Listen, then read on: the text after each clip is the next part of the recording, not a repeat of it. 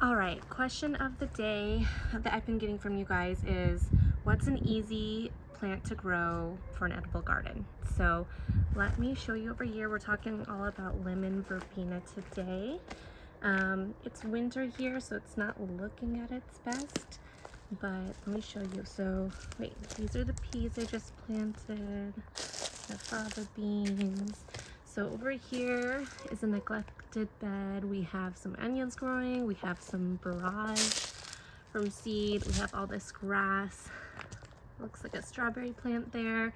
So I'm gonna fix up this bed today, but what's always in this bed that I never have to do anything with is 2 lemon verbena plants right here.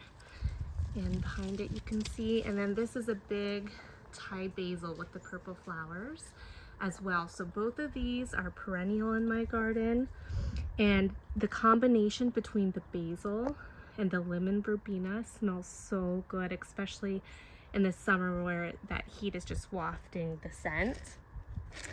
So if you haven't grown lemon verbena before, these can grow, they're kind of like a shrub. So this started off as a tiny little plant. You can see the branches are pretty thick now. And if you grow it for these leaves right here, they smell like lemon, but with hints of something else I can't quite explain. I grow a lot of lemon herbs. I have some lemon thyme, the lemon balm, of course we have lemon trees as well, and this just smells a little bit different than that, and it's, out of all the lemon scents, it's my favorite. So if you want to grow this, for this particular one, all we've done is I planted it. It's been here probably 4 years now, maybe longer, but I just planted it in this garden bed with loose, well-draining soil. You can see I have the irrigation set up, so it waters it twice a week. This area is partially shady. You can see it has partial coverage from a tangerine tree right here and an oak tree here, so it doesn't get the most sun, although it does really love heat. But if you have a shady, partially shady area, that will be fine too. Here in Southern California, this is zone 9B, but if you live in areas zone 8 through 11, this will work too. You can grow it, and then let me show you what I do with these. So you can actually use these in cooking, but I like to use these in tea, is my favorite way. So every summer these grow into a big, huge, bushy shrub, and I'll just prune it back to where I want it, and then I'll dry the leaves either hanging up or with my dehydrator. Let me show you. All right, so here are some of the dried lemon verbena that I have. You can see these get pretty tall. So these are all dry, and I'm ready to put these through the spice grinder. So if you want these to dry more quickly, then you can use a dehydrator. Let me show you the one that I like to use. Okay, so this is the dehydrator I use. I'll put the link in the bottom.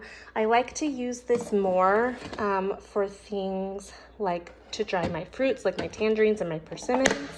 But sometimes when I do herbs, I'll put them in here as well. Okay, to make the tea, so here's the dried lemon verbena. I'm just gonna take this off the plant. I'm going to put it into my spice grinder.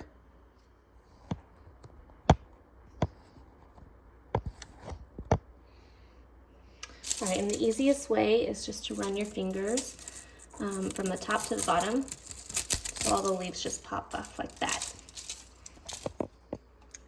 All you do is put the leaves in, and you'll grind it up.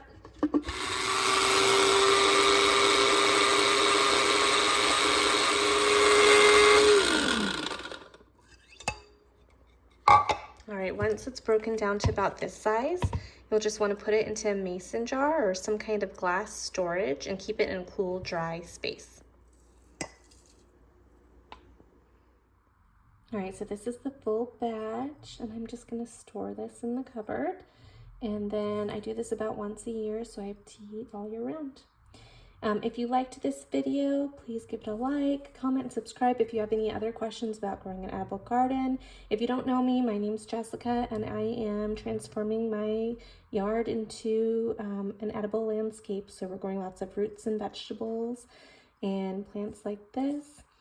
And you can follow our journey and follow me on Instagram as well.